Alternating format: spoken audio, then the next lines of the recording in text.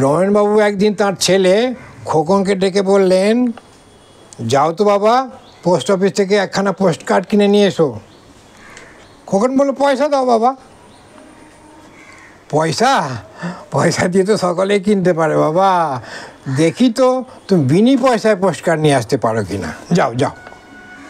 বাবার মুখে এ কথা শুনে খোকন হাসি মুখে তো চলে গেল।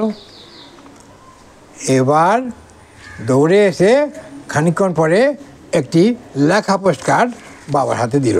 এ নাও বাবা, একখানা নয়, 2, 3, 4খানা পোস্ট কার্ড এনেছি, তুমি নাও, একটাতে লিখবে আর বাকিগুলো পরে লিখবে।